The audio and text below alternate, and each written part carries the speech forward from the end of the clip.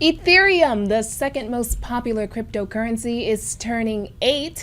And today I have Jamiel Sheikh, a CEO, founder, and professor, joining me to tell us all about it. Thank you so much for joining me today. Thank you for having me. Absolutely. So, how you feeling?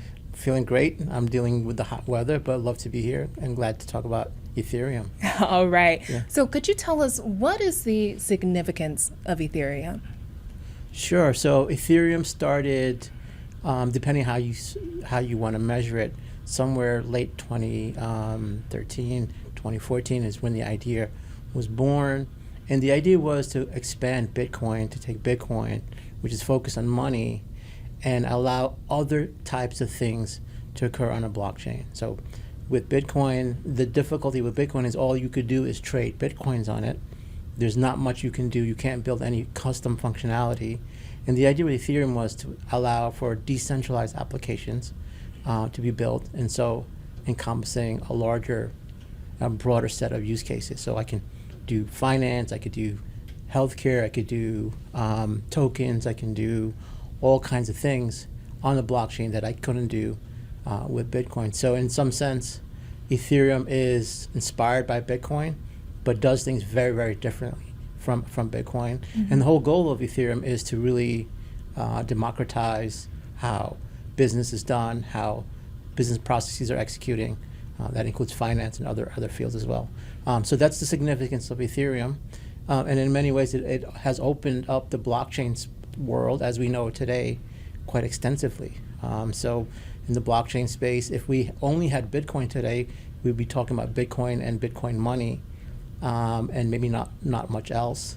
But Ethereum has opened up all these other avenues of discussion and opened up the door for other types of blockchains to kind of emerge as well. So Bitcoin is a platform in itself, but also a pioneer in terms of the blockchain space. So how has Ethereum changed since it's first launched? Well, so Ethereum keeps evolving. That's the great thing about it. Some of the major changes, the most recent is moving from proof of work to proof of stake. So a very energy intensive infrastructure to something that is 99% less using energy today to proof of stake. And so these are kind of the changes that are occurring. And so we see these big milestones of changes, and Ethereum is now what it was when it was first rolled out. So 2015, 2016, right? It has evolved and become a more mature platform. So what are the sentiments like now around Ethereum since that change from proof of work to proof of stake?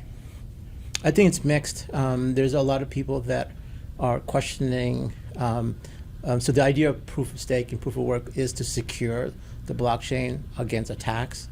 And proof of work has been proven to be very resilient. We see that in Bitcoin.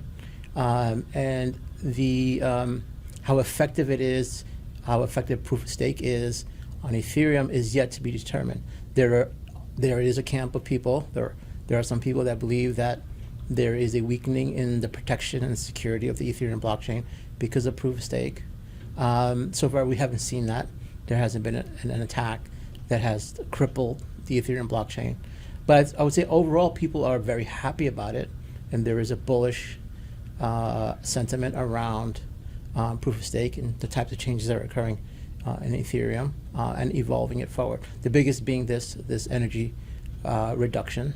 And there are other changes, right? And so making Ethereum a more robust platform for business, and more robust platform for anybody that wants to do any type of activity on the blockchain, making it more accessible to anybody, is the type of innovation that's occurring in the Ethereum space.